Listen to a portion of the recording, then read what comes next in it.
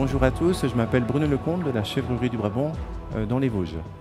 Nous avons une cinquantaine de chèvres et nous faisons régulièrement des visites tous les après-midi sur notre exploitation. Jusqu'à 2011, je n'avais aucun avis sur le loup, car je ne le connaissais pas, et en plus on ne se rendait pas compte de l'ampleur de prédation qu'il y avait dans le sud de la France. Par contre, depuis 2011, nous sommes maintenant concernés par les attaques de loups sur le massif des Vosges. Voici une carte des différentes attaques autour du col du Brabant à la Bresse. Maintenant, chaque symbole représente une brebis tuée. L'exploitation, la chèvrerie du Brabant, donc chez moi, se situe en haut à gauche. La dernière attaque se situe à 50 mètres de mon exploitation. L'ensemble des symboles, l'ensemble des brebis que vous voyez, sont les brebis de Jean-Yves Poirot. Pour ce qui me concerne, je n'ai pas subi d'attaque à la ferme parce que je rentre depuis 2011 mes bêtes tous les soirs. Avant, elles dormaient toutes les nuits en été dans les parcs. Maintenant, c'est terminé.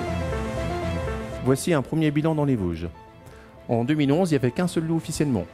On a eu 110 bêtes de tuées avec 45 attaques.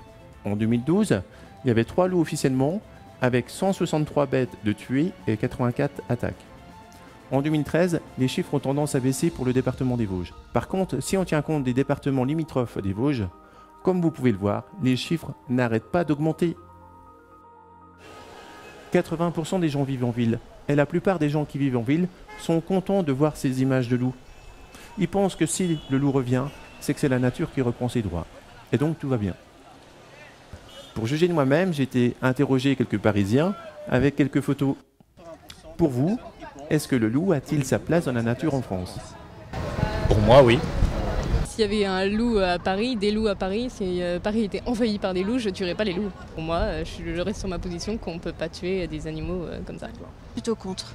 Je pense que c'est un animal nuisible, donc on avait pratiquement réussi à se débarrasser en Europe. Et de voir des réintroductions dans les Pyrénées ou ailleurs, voilà, j'aime pas. Deuxième question, qu'est-ce que vous préférez comme élevage? Un élevage plein air où les bêtes pâturent tout l'été, à l'extérieur, ou alors un élevage hors sol, où les bêtes restent à l'intérieur toute l'année? En plein air, forcément, c'est peut-être mieux pour les animaux. L'animal, c'est voilà, il faut qu'il s'épanouisse aussi en plein air, il ne doit pas être dans une cage comme.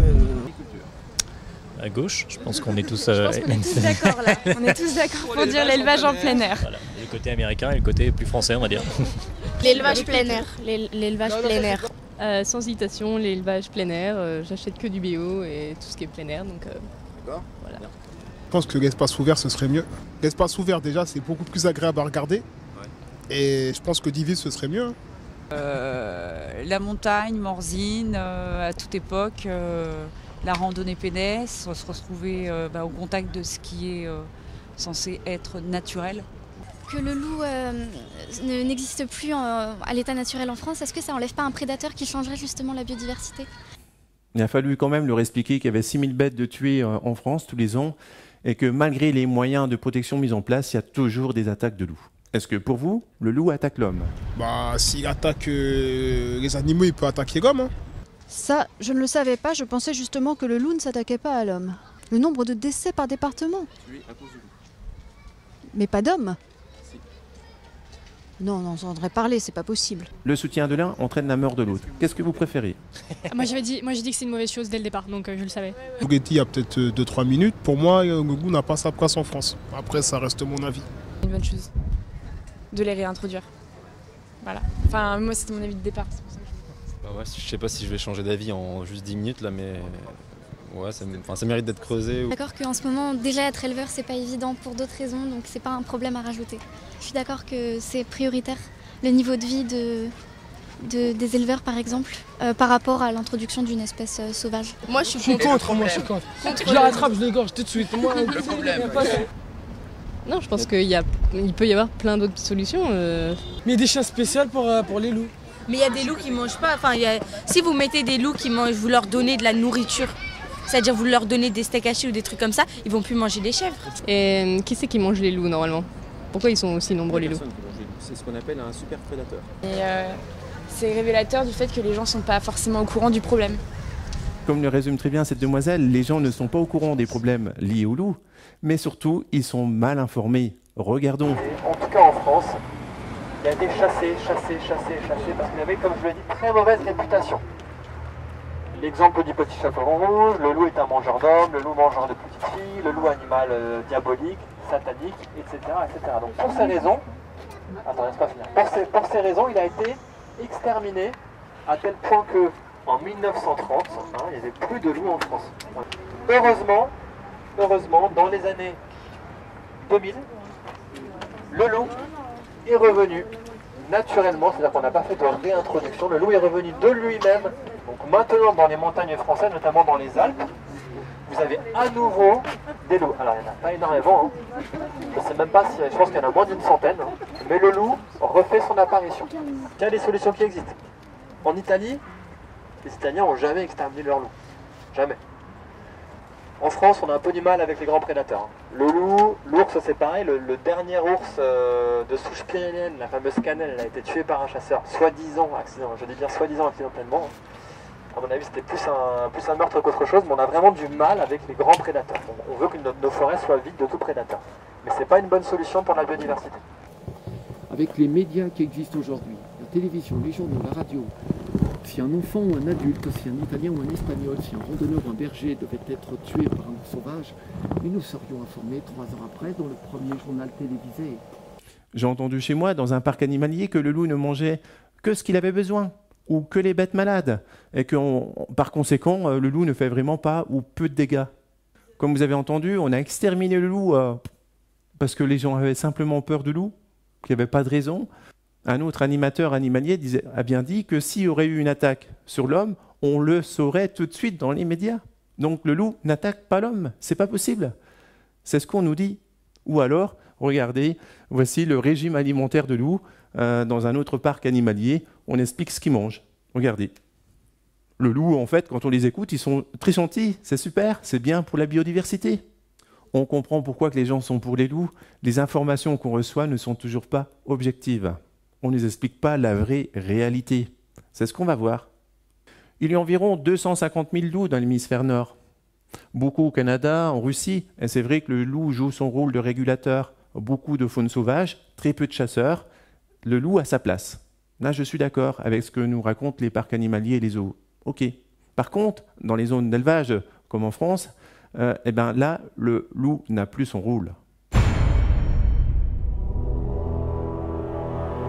Le loup n'a plus son rôle et beaucoup de gens ont oublié les réelles conséquences de la présence du loup. Les loups tuent pour manger. Oui, mais les loups tuent aussi pour tuer. Comme vous pouvez voir, cette brebis n'a aucune tache de sang extérieur. L'agent est obligé de l'ouvrir pour savoir si c'est bien le loup qui a tué cette brebis.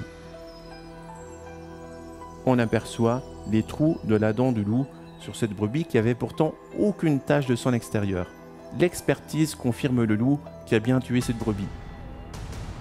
Contrairement à ce que nous racontent certains parcs animaliers, le loup est capable de tuer 10 bêtes et d'en manger qu'une, comme vous voyez cette image. Malheureusement, ces cas sont assez fréquents. Le loup n'est pas que des brebis, il tue aussi bien bovins, équins, des chiens, il tue un peu tout ce qu'il trouve sur son passage. Parfois, il embarque ses agneaux, on ne les retrouve même plus, comme montre cet exemple. C'est des images, je reconnais, qui ne sont pas très belles, surtout en présence d'enfants. Mais c'est pas pire que de voir un documentaire animalier sur les lions en train de manger une gazelle. Il faut relativiser les choses. C'est important de montrer ces images-là à la société, car la société nous a imposé le loup par ses lois. En tant qu'éleveurs, nous devons donc montrer le résultat de ces lois. Nous avons souvent montré notre dégoût, notre mécontentement de la présence des loups. Le loup concerne les éleveurs, c'est vrai, mais le loup concerne aussi la société, car le loup attaque à côté de nos maisons. Regardez, le loup a attaqué 4 fois quasiment dans le centre-ville de la Bresse. Vous reconnaissez le rond-point de l'entrée de la Bresse, un lotissement ici, il était quand même proche des maisons. Ces attaques n'ont pas été médiatisées dans les médias, pour ne pas faire peur aux gens. Par contre, dans les Alpes, les loups sont plus nombreux, et les médias là-bas n'hésitent pas à dire que le loup attaque à côté des jardins d'enfants. Après avoir vu toutes ces images, nous sommes en droit de nous poser la question, est-ce que le loup tue l'homme? Pour cela, j'ai été à Paris, interroger un historien reconnu, Jean-Marc Morisseau. Alors nous sortons des Archives nationales, qui est un site très important où il y a beaucoup de sources concernant l'histoire du loup, notamment à la fin du XVIIIe siècle et au XIXe siècle, les séries statistiques, mais ce n'est qu'un site parmi bien d'autres, puisque nous parcourons toute la France, à travers notamment toutes les archives départementales qui comportent, dans toutes les régions, des archives sur les loups. Et il y a bien d'autres sites qui peuvent nous attendre, aussi bien dans les archives départementales que les archives communales, la Bibliothèque nationale également, et beaucoup d'autres dépôts, jusqu'aux dépôts des particuliers, jusqu'aux archives privées, parce que le loup était partout et est partout dans les archives et dans notre passé, comme il était partout dans l'espace français. Alors pourquoi l'homme a voulu exterminer le loup? Alors d'abord, l'homme n'a pas voulu l'exterminer, il a voulu le repousser et le chasser. Parce que le loup est son concurrent numéro 1, et là on le sait depuis au moins le 6e siècle avant Jésus-Christ, avec la réglementation de Solon l'Athénien, qui a créé déjà des primes de destruction de loups. À peu près 60 à 75% de la population travaillait dans l'élevage et dans l'agriculture. Et quand le loup intervenait, il y en avait partout, il est évident qu'il contribuait à des ravages sur des secteurs essentiels de l'agriculture. Et qu'à la fin du XVIIIe siècle, 100 000 moutons chaque année étaient dévorés ou tués à cause du loup. Mais également au secteur animal important, au gros bétail. Et là, ça surprend aujourd'hui, mais on a des témoignages multiples d'attaques de loups sur les vaches, sur les bœufs, sur les veaux, mais aussi sur les chevaux, sur les mulets. Et là, on atteint un secteur important de l'économie qui n'est pas qu'agricole, car le secteur ovin, lui, concernait effectivement le secteur primaire, mais les vaches pouvaient concerner les gens des villes qui y plaçaient leurs économies, les bœufs assuraient la traction animale et les chevaux et les mulets l'approvisionnement de différentes activités. Et quand le loup intervenait, il compromettait ces transports, il compromettait le commerce. Et on a eu ainsi jusqu'au XIXe siècle des arrêts de travail dans les forges, par exemple, parce que le loup attaquait les convois de mulets ou de chevaux qui transportaient le minerai ou le combustible. Donc il faut bien voir que donc le loup était considéré comme l'ennemi public numéro 1 parce qu'il s'attaquait à toutes les catégories animales qui non seulement intéressaient l'agriculture, qui était essentielle, mais aussi l'industrie, mais aussi le commerce. Et enfin, il y a une autre raison, c'est que le loup s'attaquait aussi à l'homme. Et ça, on a tendance à l'oublier complètement aujourd'hui, mais les historiens de toutes les époques montrent que depuis l'Antiquité, les témoignages abondent d'attaques de loups sur l'homme, à des époques où souvent l'homme était plus vulnérable. On avait des loups qui attaquaient l'homme de deux manières, soit les loups prédateurs qui attaquaient les enfants et les femmes, soit les loups enragés qui s'en prenaient à tout le monde. Les sources sont là pour le prouver, c'était effectivement des loups qui attaquaient les hommes et qui entraînaient, selon les années, des pertes qui pouvaient comprendre des centaines de victimes, voire des milliers, notamment à la fin du XVIIe siècle, à l'époque où Perrault écrit « Le petit chaperon rouge », parce que si Perrault écrit « Le petit chaperon rouge », c'est qu'il savait très bien qu'en 1694-1695, quand ces contes paraissaient, il aurait des milliers de lecteurs dans les villes qui savaient pertinemment, au-delà des villes, qu'il y avait non pas des centaines, mais plus d'1 millier, voire 2000 enfants qui, chaque année, étaient dévorés par des loups dans 5 ou 6 régions de France, tout au moins. Alors, effectivement, l'enquête montre qu'on a retrouvé plus de 9000 victimes de loups en France de la fin du Moyen-Âge jusqu'au début du XIXe siècle. Alors, ce chiffre apparaît déjà énorme pour ceux qui considèrent que le loup n'attaque pas l'homme, n'a jamais attaqué l'homme, et que quiconque dit l'inverse est un menteur. Bon, c'est un dogme, évidemment, qui ne tient pas la route, mais qui séduit un peu une partie de l'opinion publique. Ce dogme-là est balayé en éclats par une telle statistique de 9000 victimes humaines en France. Mais évidemment, sur plusieurs siècles, on peut considérer que statistiquement, ce n'est pas grand-chose. Mais ces 8000 ou 9000 victimes, dans ces 250 ans, ne représentent que la partie émergée d'un immense iceberg. Car effectivement, ce sont celles qui sont documentées en l'état actuel de la recherche. Il faut bien chercher pour les trouver. Il y a 12 ans, quand j'avais commencé mon enquête, un écologue, François de Beaufort, a fait une thèse, il avait retrouvé 500 à 1000 de ses victimes. Bon, donc on partait de 500 à 1000. Et puis dans un premier travail, je suis monté à 3000. Après 3-4 ans de travail. Maintenant, on en est à 9000. Après 5-6 ans de plus encore. Donc plus le temps passe et plus l'échantillon augmente. Parce qu'il y a toujours des informations qui nous arrivent, des archives qui sont dévoilées. Donc ce chiffre va encore augmenter, mais il ne pourra pas aller au-delà sans doute de 10 ou 15 000 victimes retrouvées. Pourquoi? Parce que beaucoup de sources ont disparu. On n'a évidemment qu'une partie de la réalité.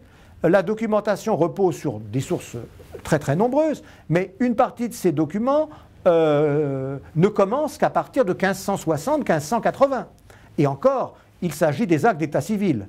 Pour les actes administratifs, il faut attendre un siècle encore, 1650-1660, pour en avoir de suffisamment importants. Donc on voit qu'on a des périodes de l'histoire, je dirais jusqu'en 1670, où on a un sous-enregistrement énorme de la documentation. Donc il faut bien voir que dans ces périodes-là, on ne pourra connaître peut-être que 5 à 15% de la réalité. En revanche, à partir de la fin du XVIIe siècle et au XVIIIe siècle, on peut connaître peut-être 20 à 50% de la réalité. C'est déjà beaucoup plus important. Mais voyez ces chiffres que je vous donne, ils sont à multiplier par 2 pour le XVIIIe siècle, ils sont à multiplier par 5 pour la fin du XVIIe siècle, ils sont à multiplier par 10 pour le milieu du XVIIe siècle, par 20 pour le début, par 30 ou 40 pour le XVIe siècle. Donc, en fait, ce n'est pas 9000, mais c'est vraisemblablement 50 à 60 000 victimes qu'il y a eu. Mortes. Mais à ces morts, il faut ajouter les blessés. Or, les sources dont on dispose nous montrent qu'il y avait au moins autant de blessés qui n'étaient pas morts à cause des loups que de morts. Donc, il faudrait au moins doubler ces chiffres. On passerait de 50 000 à 100 000 au moins pour avoir les blessés, qui eux portent les cicatrices sur leur corps de ces attaques de loups et vont témoigner auprès de leurs contemporains et de leurs descendants de la dangerosité du loup. Mais il n'y a pas que les morts, il n'y a pas que les blessés, il y a les victimes psychologiques qui sont les témoins, qui ont vu leur petite sœur, leur petit frère emportés par un loup et dévorés par un loup. Et là, ça crée quand même des séquelles psychologiques importantes à des époques où, je suis désolé, il n'y avait pas d'accompagnement psychologique. Mais tout cela pour vous dire que 9000, c'est déjà très important, mais ce n'est qu'une petite partie de la réalité. Actuellement, est-ce qu'il y a des risques d'attaque sur l'homme? Ils ne sont pas à exclure, mais ils sont infiniment faibles. Parce que les conditions environnementales d'aujourd'hui n'ont rien à voir, tout au moins pour l'Europe, et la plupart de l'Europe, avec celles qui prévalaient jusqu'au XIXe siècle. À ces époques anciennes, les enfants n'allaient pas à l'école, mais ils gardaient des troupeaux de vaches en particulier, dans des pâtures aux portes des forêts. Sauf erreur de ma part, aujourd'hui, ce n'est pas le cas. Ces enfants de 5 à 15 ans qui étaient des petits pâtres sont en principe dans les écoles aujourd'hui. Baptiste du loup. En tout cas, aujourd'hui, à l'heure où l'on se parle, dans le monde, en 2014, il y a encore des attaques de loups sur l'homme. Alors c'est pourquoi cette réalité ou cette possibilité de l'attaque de loups sur l'homme est-elle sous-évaluée aujourd'hui? Eh bien parce qu'il y a une certaine désinformation. C'est que, et on le comprend bien, un certain nombre d'écologistes qui soutiennent le retour naturel du loup et qui veulent le défendre ne souhaitent pas divulguer trop l'information pour éviter que le public n'ait pas le sens de la relativité et exagère les choses, et pour ne pas compromettre ce retour du loup. Donc il y a une sorte de vulgate qui fait qu'il y a une loi du silence qui s'abat sur ce type d'information pour la nier ou l'occulter. Et ça, évidemment, l'historien est toujours gêné parce que lui, jusqu'à présent, il n'est pas enchaîné et il aime bien avoir la liberté de reconnaître la vérité et de la proclamer, sans l'exagérer. Parce qu'il ne s'agit pas pour autant d'aller clamer à tout le monde que le loup est un animal extrêmement dangereux. Je ne fais que dire que dans des cas très particuliers, aujourd'hui, on ne peut pas exclure des attaques de loup sur l'homme. Mais maintenant, l'historien, lui, avec des sources beaucoup moins limitées, majore ces informations, leur donne un ancrage historique et montre que cela correspond à des réalités certaines, des réalités qu'il ne faut pas nier, qui expliquent l'imaginaire longtemps négatif du loup, parce que sinon on ne comprendrait rien à cette image du méchant loup qu'on a longtemps eue, mais qu'il ne faut pas exagérer. En fait, on est dans une civilisation culturelle qui veut essayer de comprendre les rapports entre l'homme et la nature, qui veut défendre la biodiversité. Et dans ce cadre-là, il n'est pas politiquement correct de reconnaître le pouvoir de nuisance d'un animal sauvage. C'est un peu dangereux ce système, parce que quand cet animal sauvage en viendra à commettre des ravages irréparables, avec des dommages qui seront économiquement, voire humainement extrêmement lourds, il sera trop tard pour s'en rendre compte. Comme l'a expliqué Jean-Marc Morisseau, il y a eu de nombreuses attaques dans le passé. Il y en a encore actuellement dans le monde. Très peu sont médiatisés. J'ai eu de la chance, j'ai réussi à tomber sur une émission sur RMC Découverte où ils expliquent le cas d'attaque sur l'homme. Chaque fois qu'en Alaska on évoque un incident auquel des loups sont mêlés, on constate que ceux-ci n'ont plus peur de nous.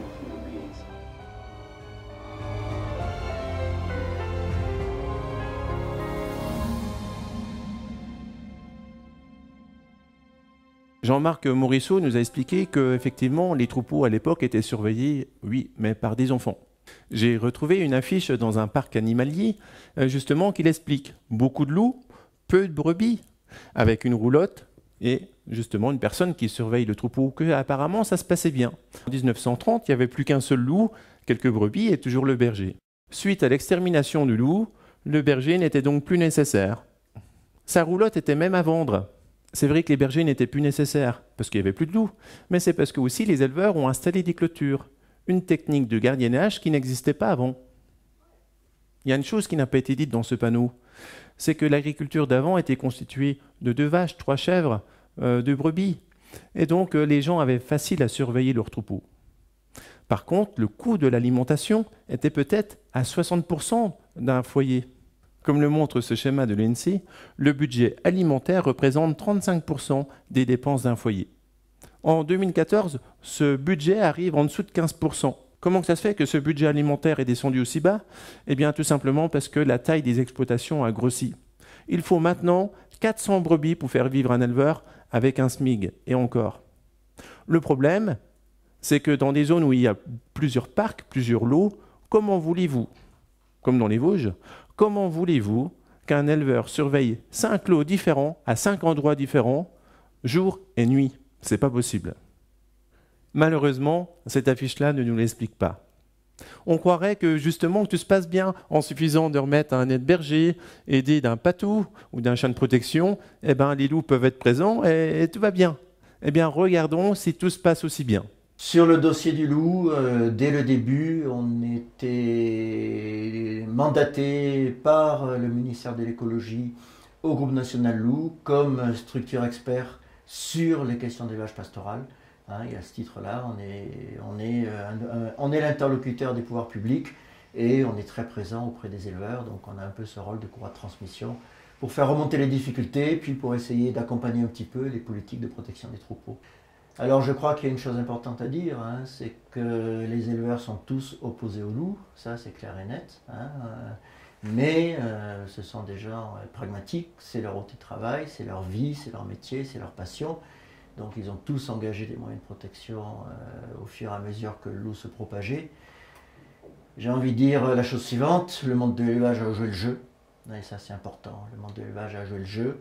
Aujourd'hui il en est où? Est-ce qu'il en est récompensé?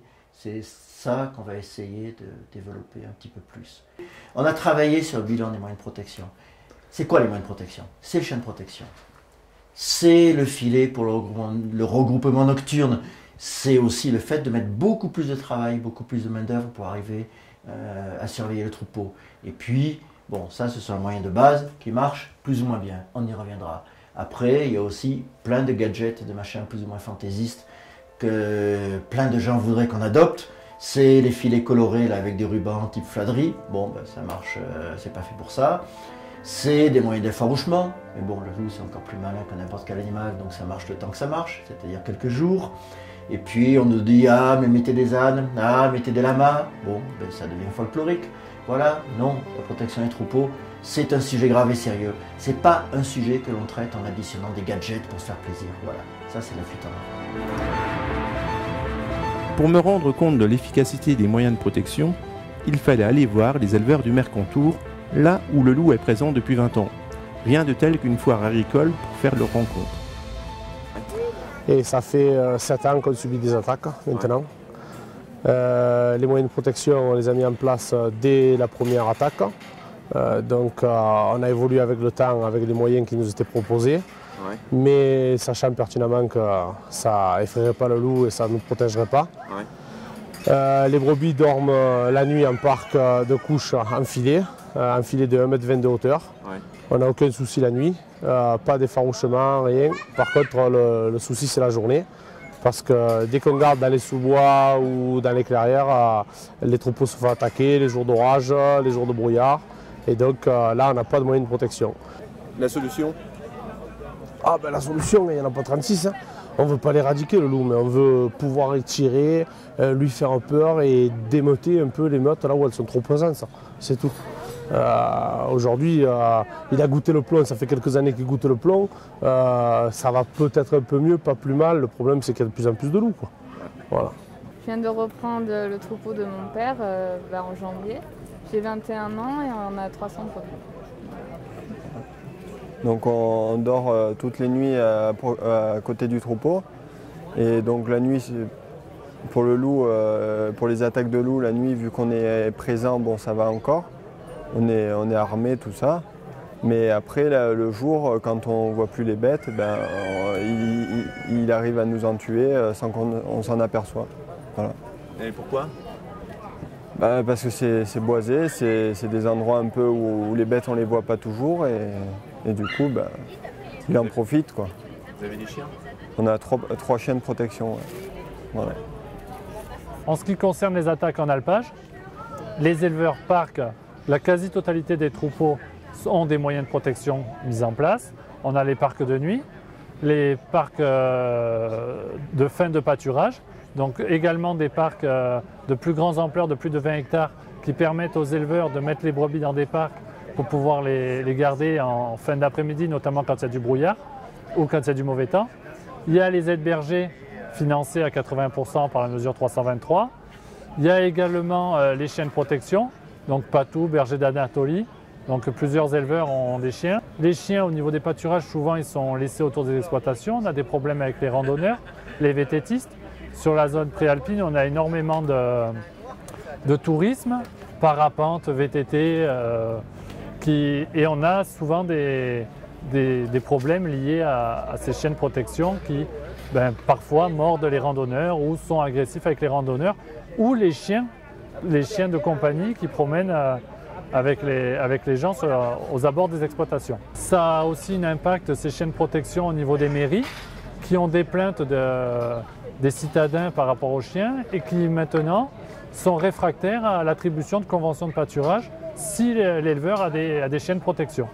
Donc ça devient assez compromis au niveau des éleveurs pour avoir les pâturages. Ces chiens, on leur impose. Parce que pour avoir droit à la mesure 323, la mesure pour la protection des troupeaux, on leur demande de mettre en place 2 moyens de protection, soit le gardiennage, donc soit les chiens, la présence des chiens, ou alors parquer tous les soirs les brebis. Comme je disais, parquer les brebis sur la zone on peut le faire en alpage dans la zone Mercantour, ramener les brebis le soir, sachant qu'on va dégrader fortement les pâturages par les allées et venues des animaux. Mais sur la zone préalpine, les animaux doivent manger la nuit. Si on les parque, on va à l'encontre déjà de problèmes sanitaires et de baisse de performance au niveau des troupeaux. Donc là, en 2013, en plus des ovins, bovins et caprins prédatés par les loups, il est mort 8 chiens lors d'affrontements avec les prédateurs sur le département, ainsi que des équins qui ont également été égorgés et mangés par des loups. Donc ça ne s'attaque pas uniquement à la filière ovine. Il y en a beaucoup qui disent qu'il faut réorienter les élevages vers des troupeaux laitiers, bovins notamment, et on s'aperçoit que ce n'est pas toujours la solution parce que quand il y a une meute dans un secteur, elle s'attaque également à des bovins ou des chevaux. Les patous sont un des moyens de protection qui limitent les attaques, donc notamment lorsque les brebis sont parquées en parc de nuit, mais après, lorsqu'ils les loups s'aperçoivent qu'ils n'arrivent plus à attaquer le troupeau, ils attaquent la journée. Ils arrivent à déjouer ou à faire casser les parcs de nuit par les brebis pour pouvoir continuer à attaquer soit la nuit, soit le jour.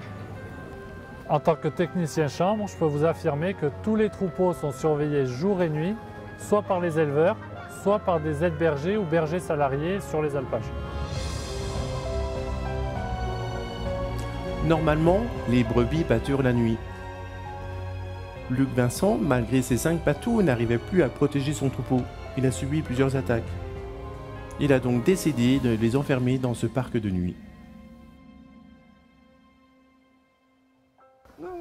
On leur fait faire le contraire de ce qu'elles voudraient faire. Ouais. On les fait, dans la nature. On les fait travailler à contre-nature, Ouais. les brebis maintenant. Le soir, on les fait descendre, que normalement les brebis montent le soir. Et tout ça à cause de loups. C'est pas beau la vie? Malgré ces contraintes, pour l'instant, le parc de nuit était efficace. Ben nous, pour le moment, je touche du bois, c'est jamais arrivé. C'est pas arrivé chez Les vous? loups sont venus, les chiens les ont repoussés, les brebis, ils n'ont jamais rien cassé. Ouais. Il y a une fois à la radio une femme qui disait il faudrait que les bergers se mettent au travail. Ils ont des attaques parce qu'ils ne gardent pas leurs bêtes, il faudrait qu'ils se mettent au travail. Celle-là, elle a de la chance, elle a eu de la chance de ne pas être en face de moi, parce que je lui mettais une paire de gifles qu'elle mangeait de la purée pendant 3 jours. Pauvre conne, hein. Il faudrait qu'elle monte au brebis pour voir la vie qu'on mène. Et la vie qu'on leur fait mener en plus à ces pauvres bêtes. Oui, c'est ça. Ouais. Parce que ça aussi. Parce que nous, on mène une mauvaise vie, mais la vie qu'on leur... on est obligé de leur faire mener aux brebis à cause des loups. Ça, les gens ne le savent pas. Voyez comment un peu l'avenir pour vous? Je languis la retraite. Parce que vous avez quel âge? 53 ans et je languis de m'arrêter, ouais. Ouais. Je dirais juste ça, je languis de m'arrêter. J'ai hâte de m'arrêter. Je le disais hier soir à mon collègue, là, je dis, tu savais comme j'ai hâte de... Pourtant, le travail que je fais me plaît. Hein. J'ai un troupeau de bêtes sélectionnées, ça me plaît, j'aime les moutons et tout, mais tout ce qu'il y a autour, là, maintenant, les loups et tout, ça me gonfle. Ouais. Ça me gonfle, c'est trop de... Et pour vous, si vous arrêtez, qu'est-ce qui se passe derrière vous? Qu'est-ce qui... Ah ben je sais pas. Hein. Ceux qui voudront continuer, ils continueront. Hein. Mais je vous garantis qu'il y en a une bande qui vont arrêter. Hein. Il y en a déjà qui arrêtent. Et les jeunes, pour reprendre avec les emmerdements, c'est même pas la peine. Luc arrive à protéger son troupeau la nuit grâce à son parc. Ce n'est pas le cas de tout le monde. Ça c'est Gina, donc ça c'est des bergers d'Anatolie. Voilà, les chiens emmerdent si on veut, si on veut être tous les 15 jours à la gendarmerie, c'est impeccable.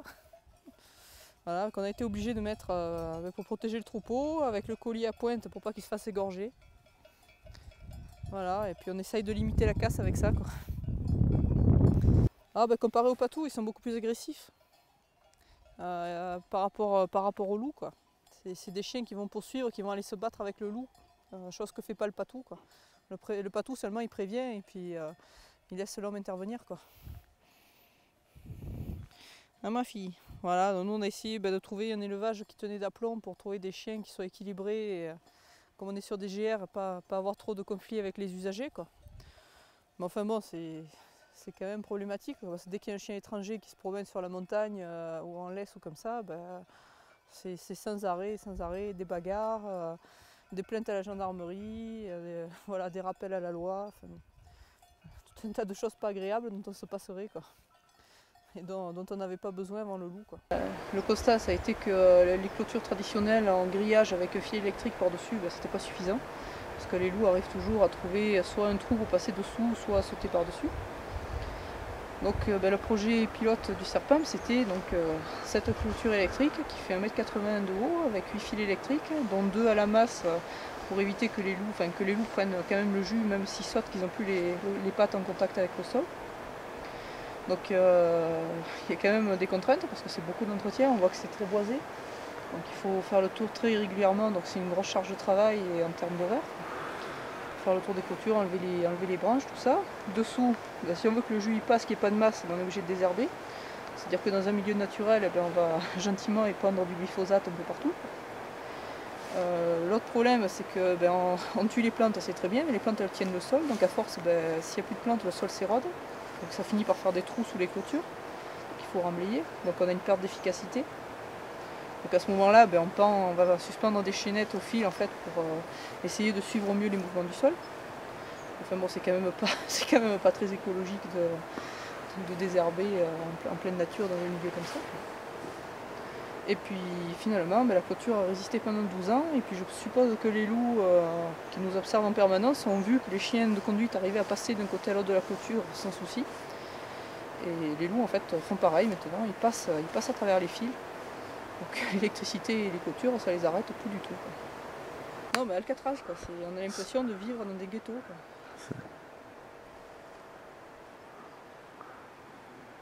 Il y a un autre truc qu'on peut dire, c'est qu'il y a un principe de double enceinte pour éviter que le loup charge et a peur les brebis. Parce que le problème qu'on a avec les filets, avec les brebis en filet en haute montagne, c'est qu'on met les brebis dans les filets, les loups arrivent, font peur aux brebis, en fait c'est les brebis qui cassent les filets et qui sortent.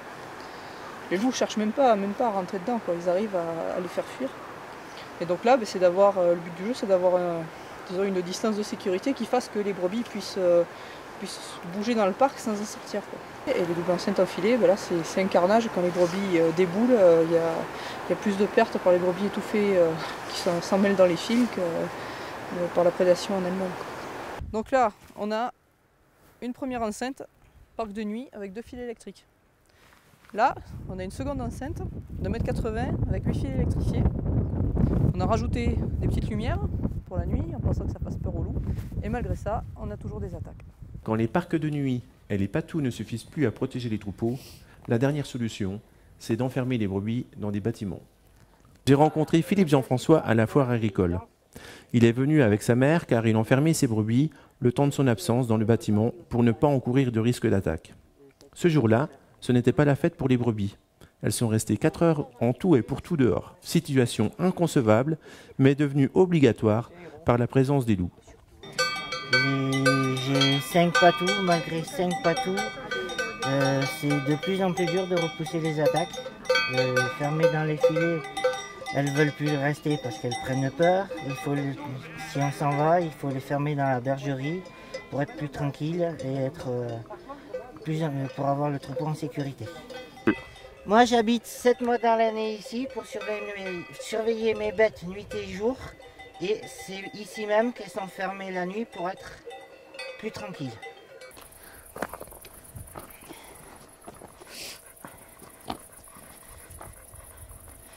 Tous les soirs, mes brebis rentrent ici. Conséquences du loup, font que les brebis dorment sur 50 à 60 cm de fumier maintenant. T'es pas obligé de les pailler? T'as pas de paille? Non, j'ai pas de paille. Si je ferme pas... Je ferme 3-4 soirs ici et j'en ai une en dessous, je vais en dessous, le temps que ça sèche un peu. Donc maintenant, comment tu vas faire pour vider? Pour vider, il y a quelqu'un qui doit venir m'aider, mais c'est très dur, il faut tout faire à la fourche, à la main, à la brouette. Les engins ne rentrent pas dans le bâtiment. Ça n'a pas été prévu pour.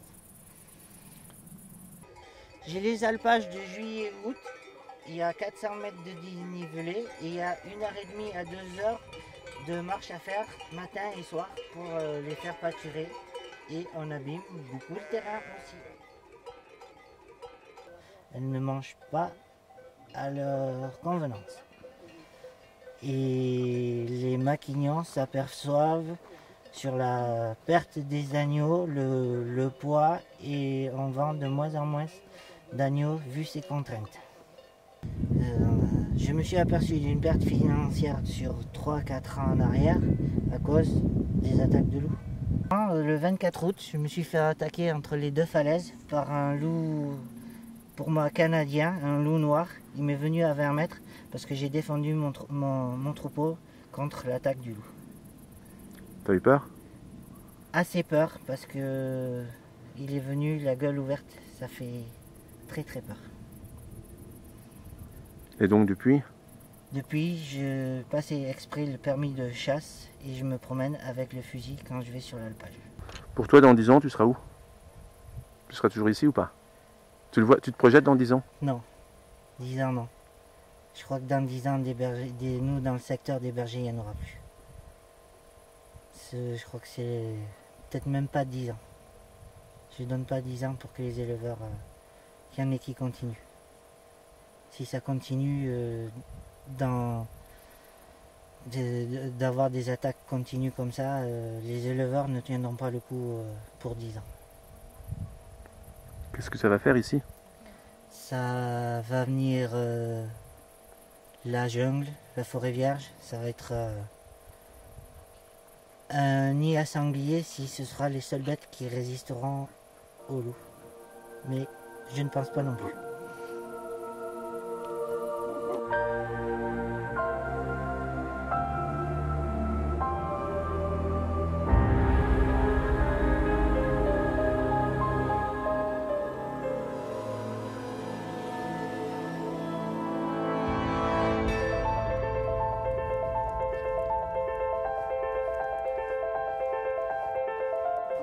ça c'est l'endroit où le soir je rentre les brebis. C'est un ancien blocos qui a été fait soit par les Allemands ou les Italiens, je ne sais pas. Cette grille c'est nous qu'on l'a faite. Tous les jours, c'est la même histoire.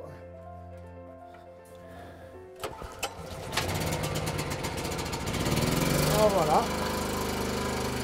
On va rentrer.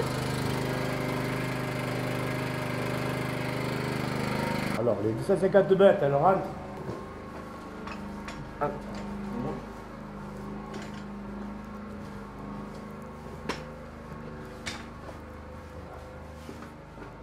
Et voilà. Ici, c'est un des premiers endroits où elles dorment. Il y en a une autre ici. Et ici, il y a encore, si tu veux venir, tu peux y aller. Voilà. Il y a encore ce tunnel-là où je les mets. Alors évidemment, ben, tous les soirs, là, ils ont passé la nuit. Et là, ce soir, quand je rentre, pendant qu'elles boivent, moi, je tire des bottes de paille et je paille tout pour qu'elles soient au sec. Voilà. Mais enfin, bon, pour des bêtes, c'est pas l'idéal, quoi. Elles seraient mieux dans un parc. Parce que là-dedans, bon, ben, il y a un peu d'humidité, puis c'est pas fait pour mettre des brebis, mais on n'a pas le choix, parce que c'est ça où on perd le troupeau. Alors, enfin, maintenant, ils y sont habitués, mais c'est pas l'idéal pour un troupeau. Et là encore, on a de la chance parce qu'il n'a pas plu. Parce que quand il a plu, alors c'est une horreur, quoi. Alors voilà, dans l'état où ça serait si je ne paillais pas, si je ne m'occupais pas de tenir sec, les brebis seraient dans ce genre de fange et là, bien sûr, je pense que j'aurais tout le troupeau qui boiterait. Ça sent l'azote à force de les mettre là-dedans. Mais là-dedans, si on ne fait pas attention, les bêtes, ça s'infecte entre les ongles et elles attrapent le piétin, ce qu'on appelle le piétin. Et après, pour les soigner, c'est long à soigner et c'est douloureux aussi pour les bêtes. Vous le voyez, c'est étroit, donc elles ne rentrent pas toutes d'un coup. Donc je rentre un lot, après je ressors, pendant que mon chien les garde dehors, je rentre un lot et ainsi de suite. Je fais à peu près 5-6 voyages pour rentrer tout le troupeau. Donc le fumier que vous pouvez voir par terre, eh bien, je vais être obligé de le ramasser avec une pelle et une brouette. Et bien sûr, comme je suis tout seul, voilà, il faut le sortir dans tout le... pendant que les bêtes ne sont pas là. Donc il faut faire attention pendant que moi j'enlève le fumier, que les bêtes ça n'arrive pas.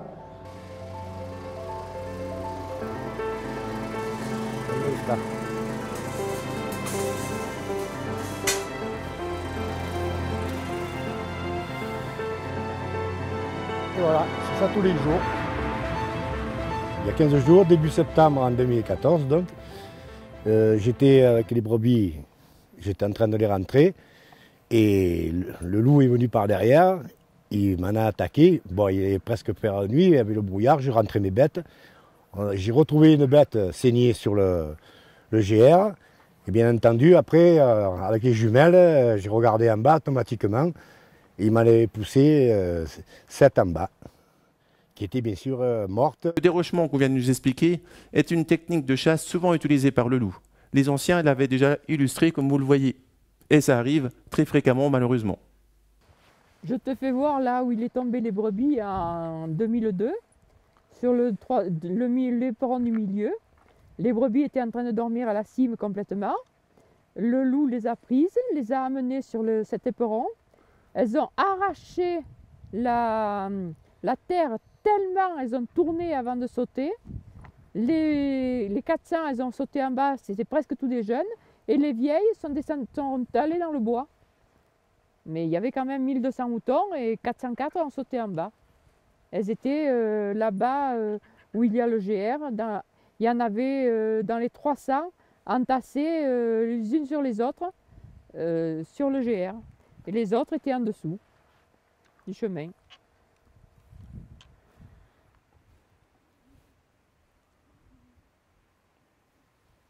Et la semaine d'après, on en a eu 24 là-bas sur le dernier sommet complètement. Il y a eu 24 brebis de tuées sur la crête par le loup, où on donne le sel, au milieu de la crête.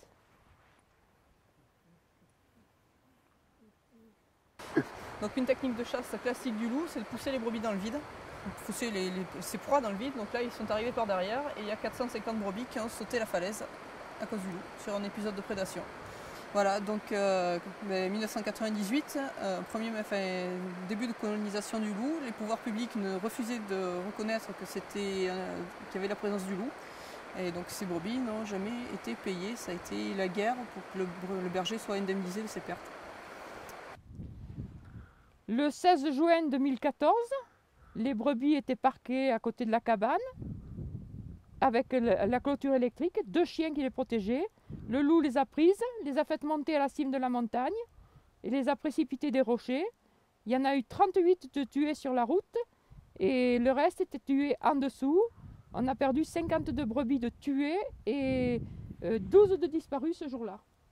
Nous gardons sur la commune de Moulinet, sur le massif de l'Autillon, dans le plein cœur du parc du Mercantour.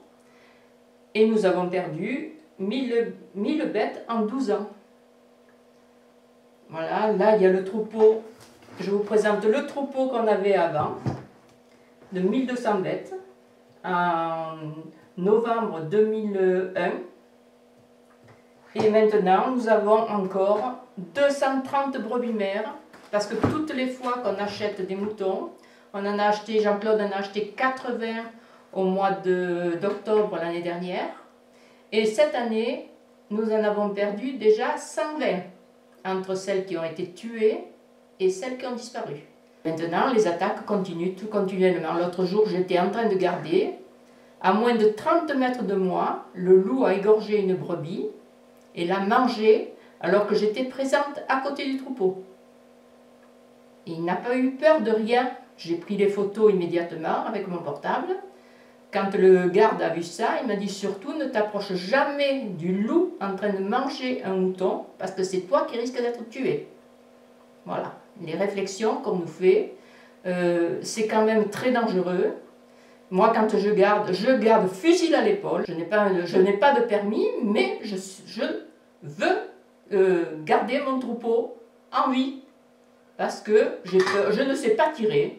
C'est juste pour effrayer le loup, pour tirer en l'air, pour faire du bruit. Quand je fais voir aux gens qui me demandent pourquoi je garde avec un fusil, je leur fais voir les photos que j'ai sur mon portable.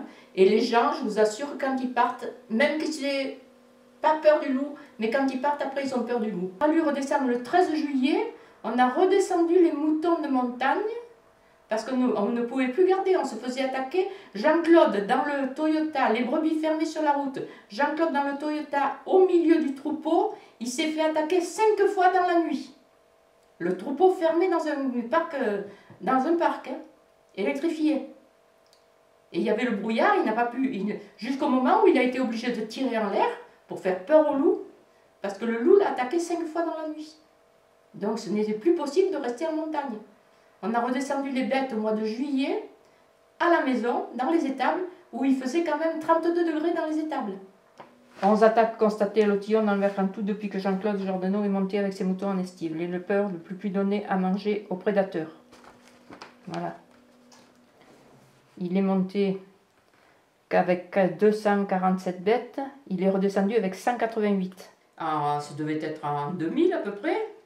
Et un très haut responsable nous a dit au bout de 2 heures de discussion qu'il fallait mettre un âne dans le troupeau. Et moi j'en avais tellement marre que j'ai dit mais monsieur, vous avez que de vous mettre vous au milieu du troupeau, ça fera un très bel âne. Mais le monsieur n'a pas apprécié. Tout le monde croit que les ânes font peur aux loups, alors que ce n'est pas vrai, qu'il y a eu un poney qui a été tué à côté de chez moi au mois d'octobre, au milieu des villas. À 4 heures de l'après-midi, le poney s'est fait tuer. Et le patron du poney a tellement eu peur du loup qu'il n'y est pas allé. Il a laissé manger son poney plutôt que d'aller se mettre lui en danger. Beaucoup d'éleveurs nous expliquent les problèmes financiers qu'ils ont suite aux attaques de loups. On va l'expliquer rapidement. Si on prend par hypothèse un troupeau de 10 brebis, avec 10 brebis, il va avoir 12 agneaux. Sur 12 agneaux, l'éleveur va en vendre 10. Il va vendre aussi une brebis qu'on appelle de réforme. Dans la vie d'une brebis, ça arrive qui meurt. Au total, il a 10 agneaux à 100 €, d'accord, ça fait donc 1060 € pour ces 10 brebis. Pour 10 brebis, il aura un chiffre d'affaires de 1060 €. Si on prend une exploitation de 400 brebis, il aura donc théoriquement un chiffre d'affaires de 42 400 avec la vente de ces brebis. Toujours avec nos 10 brebis, supposons que le loup vient attaquer le troupeau, il en tue une. Suite au stress, la deuxième brebis avorte. Et dans l'attaque, il y a eu aussi un agneau d'embarqué. Suite aux attaques de loup, et pour garder son même effectif, il ne peut plus vendre de réforme. Il va donc vendre que 7 agneaux. 7 agneaux plus petits, parce que les brebis ne peuvent plus manger comme elles veulent, parce qu'ils font beaucoup de kilomètres. Donc 30 à 35 kilos, ça fait des agneaux vendus 88 € en moyenne pièce. Multiplié par 7, on arrive à 616 €. Si on prend dans l'hypothèse qu'il y a 400 brebis dans le troupeau, on arrive à 24 640 au lieu de 42 400. Il a une perte de 42% de chiffre d'affaires. Alors vous allez dire, c'est compensé effectivement par les indemnités suite aux attaques de loups. On est indemnisé pour les avortements à hauteur de 70 centimes par brebis, voilà, pour un agneau qu'on va valoriser entre 120 et 150 €. Quoi. Donc ça fait une grosse perte pour nous. Quoi. Donc l'indemnisation elle est loin d'être à la hauteur du préjudice. Les brebis qui avaient avorté ont fait des métrites, donc c'est des brebis qui sont devenues stériles. Donc il a fallu réformer dans l'hiver un plein camion de brebis, de jeunes brebis de 3-4 ans. Et ça, je vous garantis que c'est un crève-cœur d'envoyer à l'abattoir des bêtes qui sont en pleine production, qui sont en pleine bourre, et de les sacrifier. Quoi. Donc ça, c'est encore été un dommage collatéral. Et puis nos brebis, elles sont rentrées tellement affaiblies, tellement stressées de leur été en montagne, que dans l'hiver, elles ont développé des maladies, normalement qui sont des maladies réservoirs, c'est-à-dire qui sont présentes dans le troupeau, mais que des brebis saines ne vont pas développer. Et là, on a perdu une trentaine de brebis de la maïdie, qui est une maladie qui normalement ne doit pas se développer. Quoi. Donc ça se traduit par des mammites, de l'arthrite, des brebis qu'on est obligé de réformer aussi. Et puis de la perte, quoi. Vraiment des brebis qui séchaient en l'espace d'une semaine, quoi, qui crevaient. Quoi, voilà. Donc au total, on a perdu quasiment un quart de notre troupeau, quoi. Un quart, et avec les pertes indirectes de l'hiver, ça fait un tiers du troupeau qui est parti à la poubelle. Nous ne sommes pas assez remboursés par rapport une brebis d'un an devrait nous rapporter 1 500 € dans sa vie, on est remboursé 200 €. Une agnelle qu'on garde au printemps, qui doit nous faire des agneaux, c'est pareil. Elle doit nous faire des agneaux pendant 10 ans. Voilà. L'agneau, nous, quand on le vend, c'est minimum 150 €. On est remboursé 95 €. On ne peut plus continuer, c'est pas possible. On a dépensé 14 000 € pour soigner les moutons cet hiver. Voilà. Preuve à l'appui, j'ai toutes les factures. Depuis qu'il y a le loup, avant on montait les brebis en montagne au mois de mai, le 15 mai, et on redescendait le 15 janvier. Donc on utilisait très peu de fouet, très peu de grains, parce que les brebis n'étaient que 4 mois dans l'étable.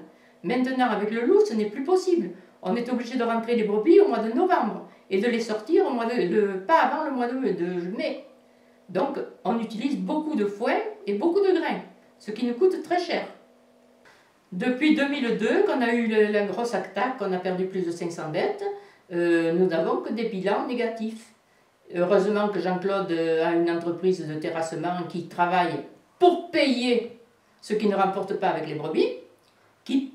Avec son travail, il paye pour l'argent du foin, du grain des brebis. Mais depuis 2002, nous ne faisons aucun bilan positif du moins. Je vis avec 472 € par mois d'une retraite agricole après avoir cotisé 37 ans comme exploitante agricole à mon compte.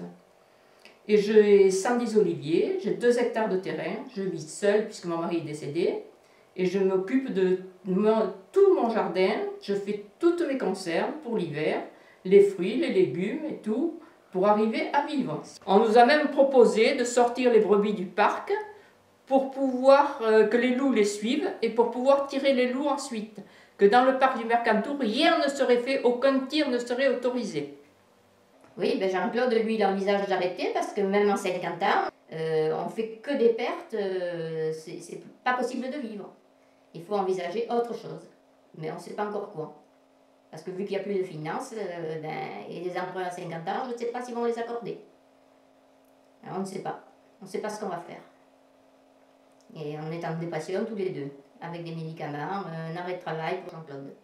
C'était le plus beau métier du monde avant, et maintenant c'est le plus mauvais métier du monde. Parce que tous les matins, vous vous demandez qu'est-ce qui va m'arriver dans la journée. Combien je vais avoir de bêtes de tuer, combien je vais en rentrer ce soir. C'est plus possible de vivre comme ça. Et les gens, ils vous disent, de toute façon, moi je suis pour les loups. Alors c'est inadmissible. C'est plus vivable. Moi, il y a des fois où j'ai vraiment des envies de meurtre.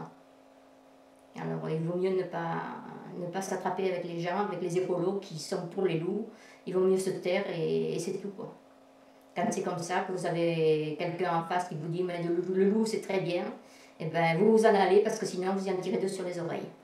Qui serait bien mérité d'ailleurs, mais bon, qu'on ne peut pas faire. Moi l'espoir s'est terminé depuis 2 ans puisque moi j'ai arrêté l'activité suite à l'abattage de mon troupeau par une meute dans la Drôme, sur une exploitation, pas sur un alpage. Donc il y a 2 ans, moi j'ai arrêté l'activité avec 70 chèvres qui ont été abattus en 2 saisons. J'ai arrêté l'activité. Mon tir de défense, moi je l'ai demandé à l'ONCFS de le faire. Ils sont venus, ils ont passé 6 jours, 7 nuits sur mon exploitation. Qu'est-ce qui s'est passé? Attaque sur mon exploitation, 25 bêtes tuées.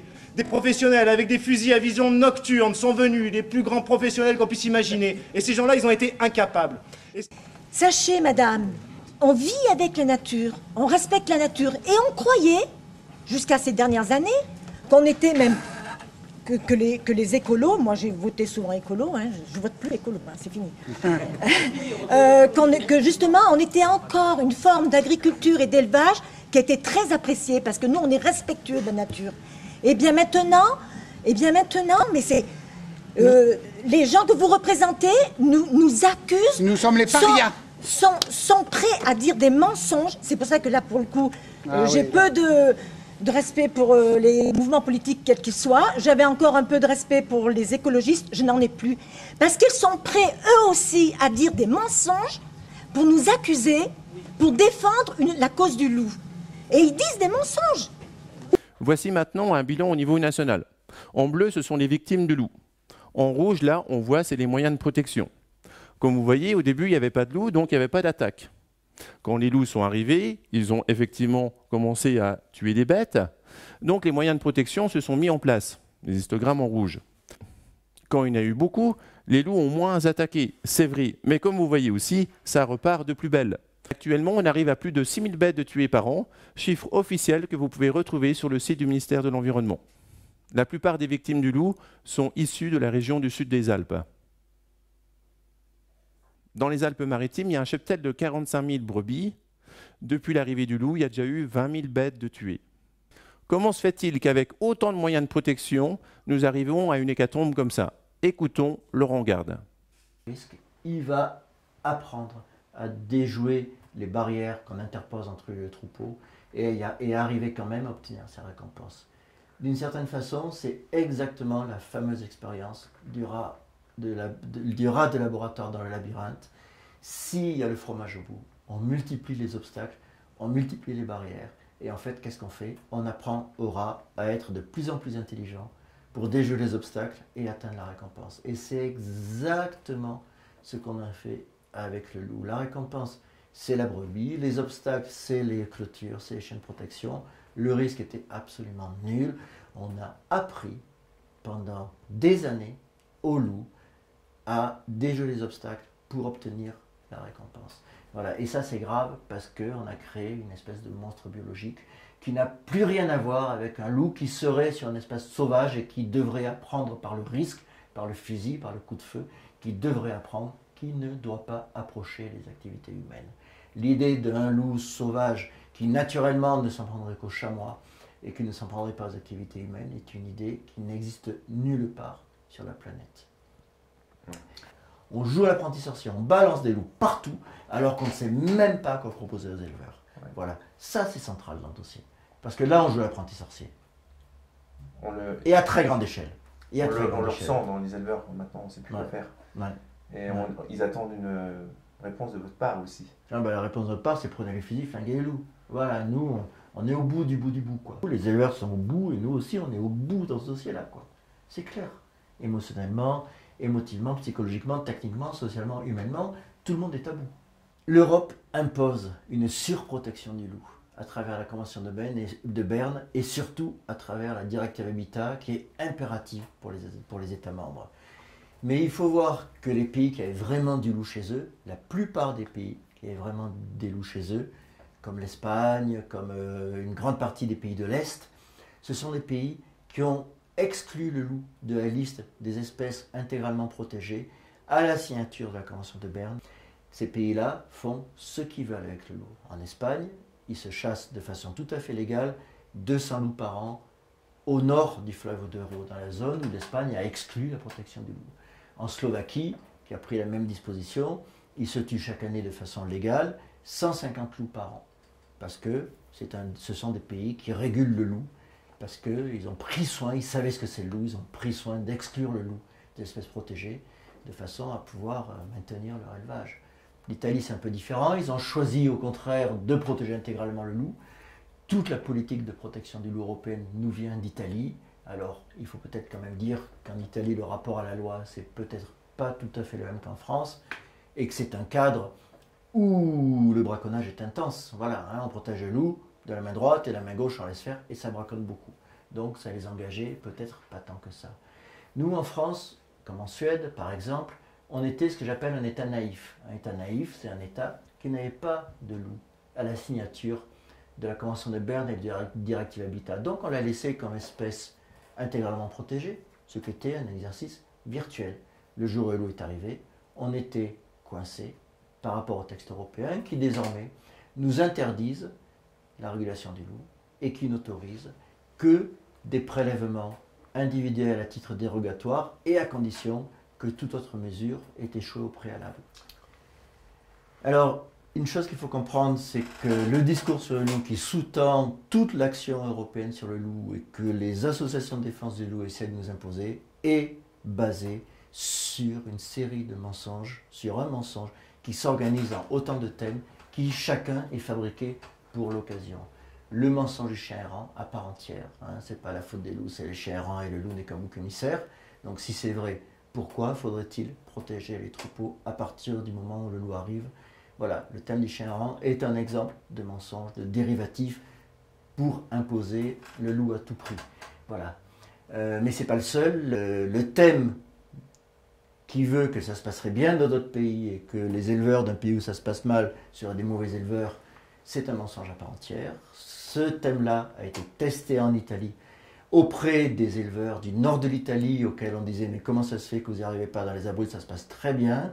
Une fois qu'il a été testé en Italie, il a été transposé en France, on a dit aux éleveurs français « mais comment ça se fait que vous n'y arrivez pas en Italie, ça se passe très bien ». Une fois qu'ils ont réussi à imposer le loup en France où tout se passe très mal, ils ont transposé le mensonge en Suisse et en Norvège et ils disent aux éleveurs suisses, comme ils disent aux éleveurs norvégiens, comment ça se fait que vous ne vouliez pas du loup et que vous n'en sortiez pas. En France et en Italie, ça se passe très bien, etc. Voilà, il faut comprendre un petit peu ce mécanisme de construction d'un discours qui est purement idéologique. Et il va falloir en arriver à une véritable régulation, comme dans la plupart des pays d'Europe, comme en Espagne, comme en Suède, qui abat un grand nombre de loups malgré la réglementation européenne, comme la Norvège, comme la Suisse, comme les États-Unis, en espérant refaire du loup un animal sauvage, en espérant qu'il ne soit pas trop tard, en espérant qu'on arrive encore à reprendre la main et à retrouver des façons de protéger l'élevage avec des loups qui ne s'en approchent pas. Alors, ce qu'on peut dire, c'est très simple. L'élevage pastoral, l'élevage herbacé, l'élevage déployé dans l'espace naturel, l'élevage qui fait des agneaux qu'on a envie de manger, l'élevage qui fait des fromages qu'on a envie de manger, parce que c'est les meilleurs des agneaux, parce que c'est les meilleurs des fromages. Cet élevage-là, il est terriblement explosé. C'est lui qui va disparaître. Qu'est-ce qui va rester? Il va rester des animaux hors sol, que l'on ramène en bâtiment, que l'on nourrit au concentré, et qui vont sortir des produits industriels. Les 1000 vaches en Picardie aujourd'hui, la fameuse ferme des 1000 vaches. Et le loup, c'est pareil, ça va dans le même sens. C'est qu'on est en train de remplacer un élevage naturel par un élevage industriel. Et le loup, qui est un prétexte écologique, en réalité, le loup, ça va nous pousser à faire de l'élevage uniquement industriel.